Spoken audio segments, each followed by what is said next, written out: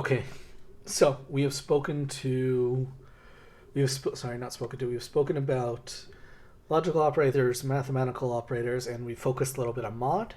The last thing we're going to do when it comes to operators is I'm going to show you this cool thing called a compound operator. So if I create a new file, and we're just going to call it compound, and we're going to, so if I have a equals 5, and now I want to add to a, and I want to store the new, I want to add 4 to a, and I want to store the new result.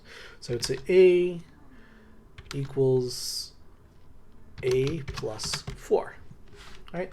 So if I print, just to show us the value along the way, if I print a over here, I'm going to get one value, and if I print a over here, it's going to be 9, and once again we have to right click because I'm not doing this any other way for now. So a starts off as 5, we add 4 to 5, we get back 9. Cool, awesome, great, that's exactly what I wanted. But one of the main mantras I have is programmers are lazy, which means we don't want to write as much. And in general, we always want to avoid writing code when we can.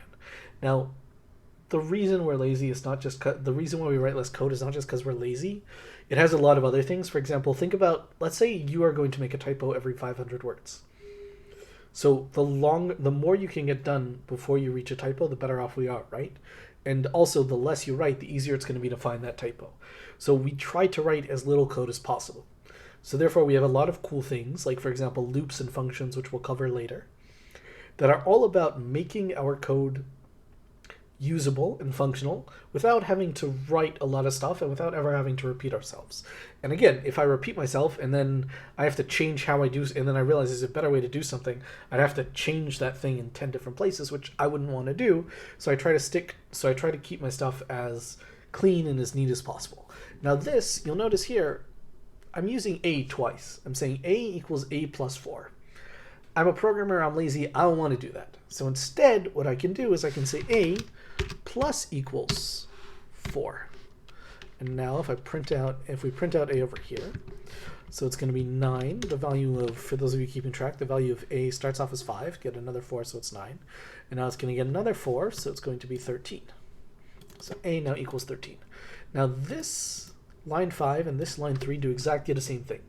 Both of them are taking my variable, assigning a new value, adding something to it, or we can do this with subtracting. Any mathematical operation can be done with this. All the other mathematical operations we covered before, you can do them this way.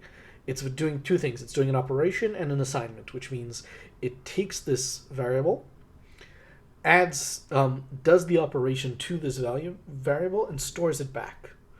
So a plus equals 4 is a equals a plus 4. Those two statements are the same.